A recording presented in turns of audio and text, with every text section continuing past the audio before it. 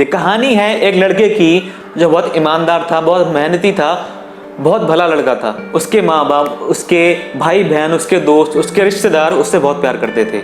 अगर किसी को उसकी हेल्प चाहिए होती थी तो वो हमेशा उनकी हेल्प करने को तैयार रहता था।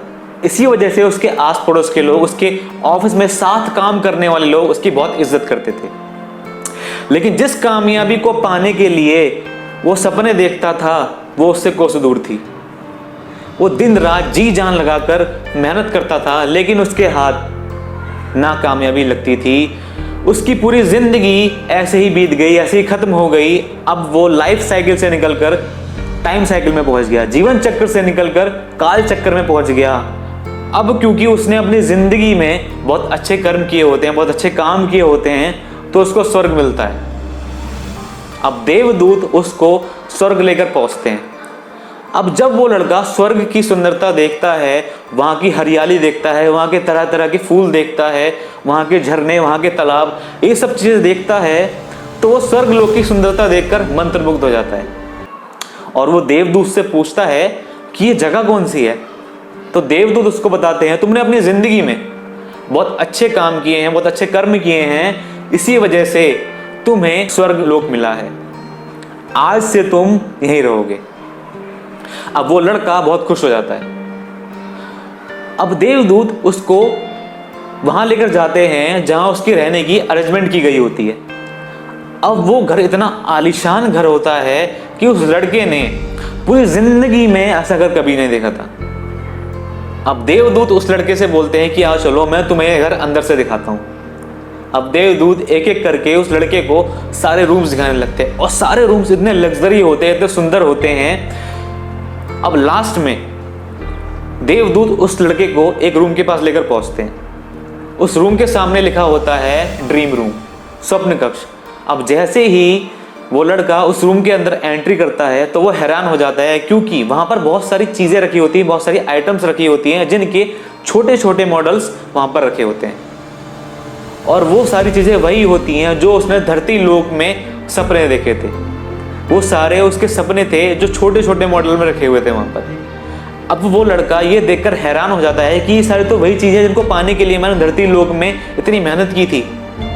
वही गाड़ी जो मेरी ड्रीम कार थी, वही आलीशान घर जो मैं लेना चाहता था, वही ऊंची पोस्ट जो मैं चाहता था कि मैं उस पोस्ट पर पहुंचूं, और बहुत सारी चीजें वहां पर ऐसी रखी होती हैं। तो लड़का सोचने लगता है कि ये सारी चीजें यहाँ पर इस तरह से रखी क्यों हैं, इसके पीछे वजह क्या है। तो वो लड़का अपनी क्यूरियोसिटी पर काबू नहीं रख पाता और देवदूत से पूछ बैठता है कि ये सारी चीजें यहाँ पर इस तरह से क्यों रखी हुई हैं, क्योंकि ये सारी चीजें तो वही हैं जो पाने के लिए मैंने धरती लोक में सपने देखे थे। तो इसके पीछे की वजह क्या है। अब देवदूत उस लड़के को बताते हैं कि इंसान अपनी जिंदगी में बहुत से सपने देखता है और उनको पूरा करने की भगवान से कामना करता है, और कुछ सपनों के लिए ही वो सीरियस होता है जिनको पूरा करने की वो कोशिश करता है। भगवान और ये ब्रह्मांड, ये यूनिवर्स उसके सपनों को पूरा करने की तैयारी करते हैं। लेकिन कई बार असफलता मिलने की वजह से, निराश होने की वजह से, डिटर्मिनेशन की कमी होने की वजह से, खुद पर विश्वास ना कर पाने की वजह से वो कोशिश करना छोड़ देता है, और जब उसके सपने पूरे ही होने वाले होते हैं। अगर तुमने अंत तक हार ना मानी होती तो आज ये सारी चीजें तुम अपनी जिंदगी में पा चुके होते। ये सारी बातें जानने के बाद उस लड़के को अपनी लाइफ साइकिल में की गई हुई गलतियों का एहसास होता है, लेकिन अब वो इस दुनिया में ना होने के बाद कर भी क्या सकता था। किसी भी सपने को पूरा करने की दिशा में काम करने से पहले खुद पर यह विश्वास कर लो कि कितनी भी मुसीबतें क्यों ना आए, कितनी बार भी हमें असफलता का सामना क्यों ना करना पड़े, लेकिन हम जब तक कोशिश करते रहेंगे जब तक हम अपने सपनों को हासिल नहीं कर लेते, क्योंकि उसके बाद ये मलाल ना रह जाए, ये रिग्रेट ना रह जाए कि काश मैंने थोड़ी कोशिश और की होती। फिर भी मेहनत करने के बावजूद भी अगर आपके सपने पूरे नहीं हो रहे हैं तो अपनी दिशा बदलिए, सिद्धांत नहीं, और जुट जाइए पूरी डिटर्मिनेशन से, पूरी कोशिश से, और उन सपनों को पूरा करके ही दम लीजिए। एंड ये वीडियो आपको अच्छी लगी हो तो वीडियो को लाइक कर दीजिए जल्दी से और शेयर कीजिए अपने व्हाट्सएप के हर ग्रुप में, ताकि और लोग भी इस स्टोरी से इंस्पायर हो पाएं।